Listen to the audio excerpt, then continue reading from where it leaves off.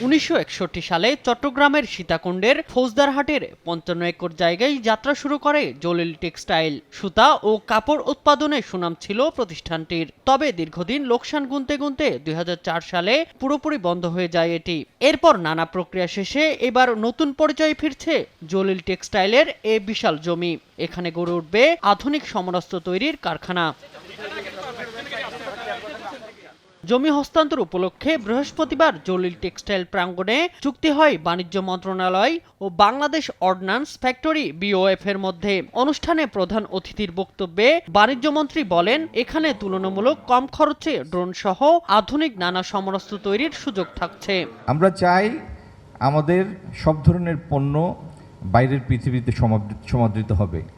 আর প্রতিরক্ষা সামগ্রী রপ্তানি এটার মেজারমেন্ট শুধু ডলার ইউরো দিয়ে হবে না। এই সক্ষমতার মানে হচ্ছে you are placing your country at a different league, at a different height, at a different level.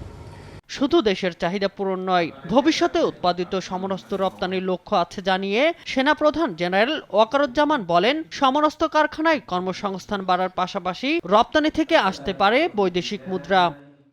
আমরা খালি এই প্রতিরক্ষা শিল্প নিজের প্রয়োজন মেটানোই নয়, আমরা এটাকে রপ্তানিমুখী শিল্পে রূপান্তর করতে চাচ্ছি।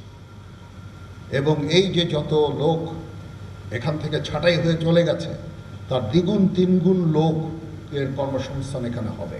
প্রতিরক্ষা শিল্পের উন্নয়নকে গুরুত্ব দেওয়ার কথা জানিয়ে প্রধানমন্ত্রীর প্রতিরক্ষা উপদেষ্টা বলেন, দেশের সামগ্রিক উন্নয়নের পাশাপাশি প্রতিরক্ষা সক্ষমতা বাড়ানোর উপর বিশেষ গুরুত্ব দিচ্ছে বর্তমান সরকার।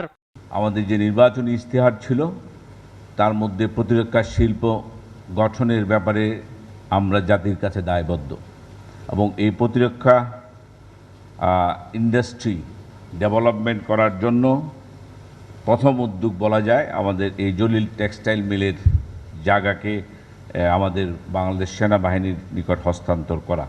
শামীম হোসেন, নিউজ ডেস্ক, দেশ টিভি।